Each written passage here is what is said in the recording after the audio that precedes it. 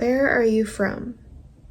It's a simple question, really, but for a lot of children of immigrants, it never feels like it has a simple answer. I was born and raised in Canada, so when people ask me where I'm from, my answer is simple. I'm from Canada. But sometimes that's not the answer they're looking for. They go, no, where are you really from? Where are your parents from? Where are your roots? And I remember the first time I visited China, I expected it to feel like coming home. After all, this is where my family was from. It's the place I heard stories about my entire life. But when I got there, something unexpected happened. People immediately knew I wasn't local. The way I spoke, the way I dressed, the way I carried myself.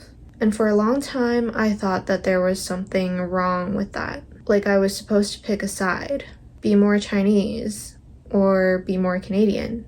But the older I get, the more I realize that identity isn't a competition. I don't need to prove my Chineseness, and I don't need to justify my Canadianness. Both can exist at the same time. There's a Chinese phrase, 落叶归根. A falling leaf returns to its roots. For a long time, I thought this phrase meant choosing one place, one home, one identity. But now I think it means something a little different. Roots aren't just places, they're people, memories, languages, stories, traditions. So these days, when people ask me where I'm from, I still say Canada, because that's where I grew up. But I also carry China with me. In the food I eat, the language I speak, the values my family taught me. So maybe home isn't just one place. It's everything that helped shape who you are. And maybe having two homes isn't confusing at all. Maybe it's a gift. Growing up, my parents didn't say I love you very often. They asked questions. Did you eat? Are you hungry? Do you want me to help you cut some fruit? And for the longest time, I thought maybe they were just obsessed with food. But now I realize that they were just speaking a different love language. Another thing I thought everyone did, refusing gifts before accepting them. If you're Asian, you know the routine. No, I can't take this. Take it. No, really, I can't. No, just take it. And then eventually you accept it. And as a kid, I found this incredibly confusing. But now, as an adult, I realized it wasn't about the gift, it was about showing humility. Something else I realized was Chinese. The way achievements belong to the whole family.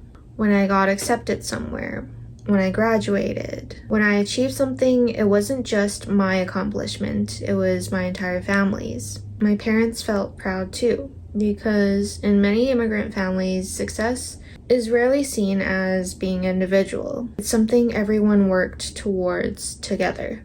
And growing up, my parents never wasted anything. Containers became storage containers, gift bags got reused, plastic bags had multiple lives. And as a kid, I thought they were just being a little cheap. But now I understand, because when you live through uncertainty, waste feels different. And the funny thing is, none of these things that I listed felt particularly Chinese when I was growing up. They just felt normal. But maybe that's because culture is not something you notice when you're living inside of it. You only start seeing it when you step outside of it. And the older I get, the more I realized some of my favorite parts about myself came from some of the things that I took for granted. And honestly, I'm glad they did. There's a Chinese phrase that perfectly describes my relationship with my parents, and I didn't even realize I was living by it until recently. 报喜不报忧. Share the good news and hide the bad news. When I got good grades, my parents knew. When I got opportunities, they knew. When exciting things happened in my life, they were usually amongst the first people that I told. But when I was stressed, rejected, unsure of what I was doing, those conversations were a lot harder to bring up or talk to them about. And I don't think I'm the only one. I think this is because a lot of children grow up watching their parents sacrifice everything, leaving behind family, starting over completely, working jobs that weren't easy, and building a life entirely from scratch. Because of it, many of us develop this strange instinct. We want to protect them from our struggles. We don't want them to worry. We don't want them to think that their sacrifices were wasted. So we tell them the highlights, the wins, the achievements, and we quietly carry the rest ourselves. But over the past few years in university, I started realizing something. When we only share our successes, we don't actually let our parents get to know ourselves. They know our accomplishments, but not always our fears or doubts. Not always what we're actually going through. So I'm still learning how to be more open, be more patient with them. And it's not easy, because sometimes cultural habits run deep.